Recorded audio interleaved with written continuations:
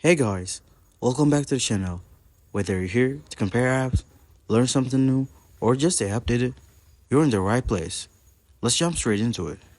All right, guys, welcome back. In this full guide, I'm going to show you exactly how to use FL Studio on Windows in 2025, from installation to music production, step by step. First things first, head over to the official ImageLine website and download the Windows version of FL Studio. Once the installer is downloaded, double-click the .exe file and follow the installation steps. Choose your preferred install path and let it finish. Once FL Studio is installed, go ahead and launch the app. You'll likely be asked to log in or register with your ImageLine account. This step is important for activating your license or running the trial version. Now, let's configure your audio settings.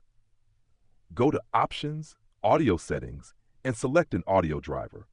If you're using external equipment or want the best performance, it's recommended to install and select the ASIO for All driver. This reduces latency and gives you more stable playback. Next, explore the interface. The channel rack is where you load your instruments and samples. The playlist is where you arrange your track. The piano roll helps you build melodies, and the mixer is for effects and volume control. FL Studio's drag and drop layout makes it easy to build songs from scratch. If you're using MIDI keyboards or controllers, go to Options, MIDI Settings to set them up. Most USB MIDI devices are plug and play and will show up in the list. To start making music, just drag in a sample or instrument, draw a pattern using the piano roll, and place it into the playlist.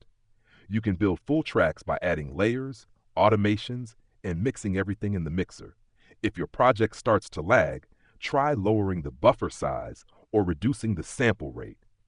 Also, check the CPU settings under General Options to help with performance. When you're done, go to File, Export to render your project as MP3, WAV, or other formats. And don't forget to save your project regularly using .flp format to keep your progress intact. And that's how to use FL Studio on Windows the right way in 2025. Smooth, powerful, and ready for your creativity.